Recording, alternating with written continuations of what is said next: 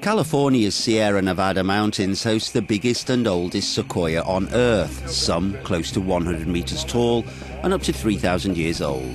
A team of about a dozen expert tree climbers volunteered for an expedition organised by the Archangel Ancient Tree Archive to retrieve genetic samples.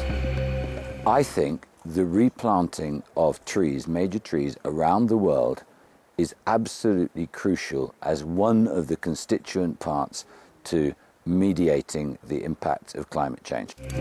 Giant sequoias are huge not only in height, but in girth, 7 to 8 meters wide, making them ideal for absorbing greenhouse gases such as carbon dioxide that drive climate change on our planet.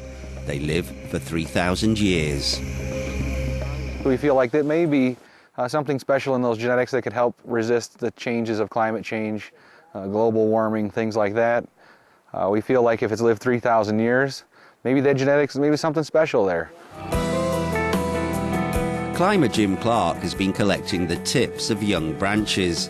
Later, the cuttings are delivered to the Archangel's Michigan laboratory, where the samples are planted in nutrient-rich containers. What we have here are the clippings that we took from the very top of the sequoia tree at 230 feet. And we went out to the very tips of the limbs and harvested this material. The samples grow beneath purplish fluorescent lights in humidity and temperatures designed to encourage rooting. Despite the tightly controlled conditions, most won't survive. But the ones that do take root will grow indoors for several years before they're ready to plant.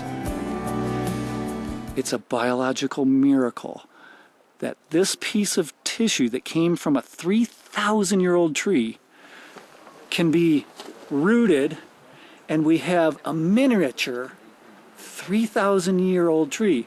The genetics stay true. The genetics don't change. This little tiny tree will be exactly the same genetically as the mother tree. One skeptical voice comes from Todd Dawson, a professor of integrated biology at the University of California, Berkeley. According to Dawson, it's unclear whether cloning and planting a limited number of trees will cool the warming planet.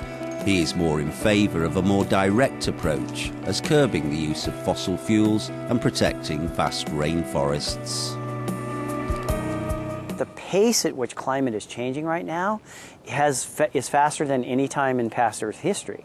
And so we have to be thinking about very rapid solution. And a slow-growing tree may not be able to keep up with the pace at which the Earth is changing right now.